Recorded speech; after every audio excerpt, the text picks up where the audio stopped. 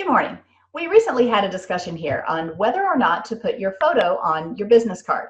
I say yes, absolutely yes, and I hope you agree.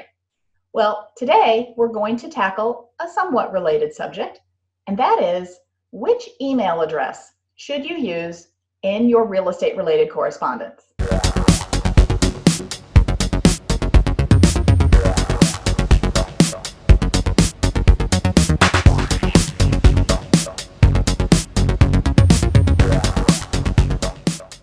Again, it's a common debate among real estate agents. Should you use your brokerage firm email address to give your email address credibility, or should you use your personal email address, whether that's a Gmail, a Yahoo, or even an AOL? There are strong opinions on both sides of the aisle on this question.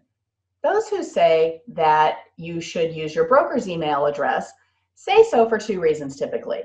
The first reason is that, again, it's more professional, that if you have jhagedorn@coldwellbanker.com, that's going to be more professional sounding than princessjennifer123@gmail, right?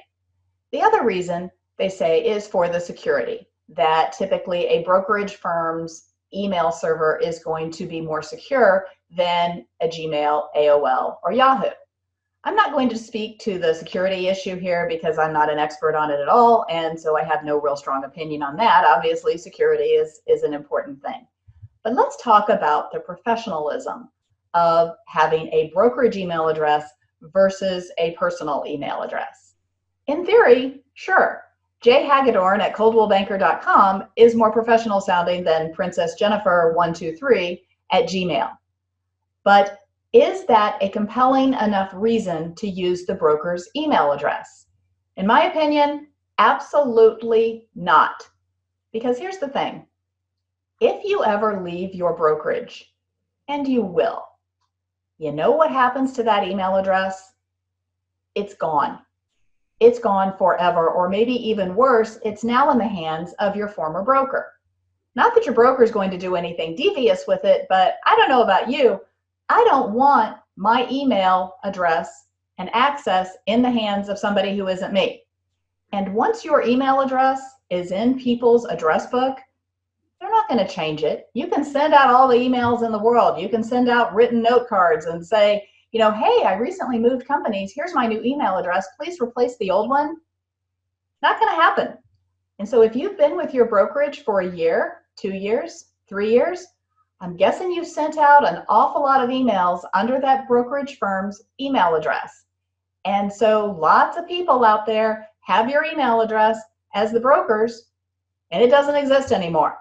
For me, the idea that someone is unable to reach me with real estate business or a referral because my email address isn't good anymore, that pretty much trumps any other reason you can come up with that you would want to use your broker's email.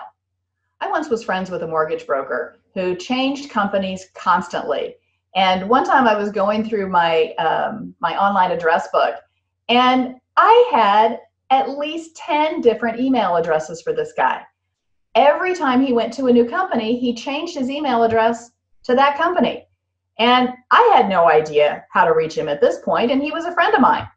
So do you have to choose between professionalism and non-professionalism when it comes to your email address? Well, of course not.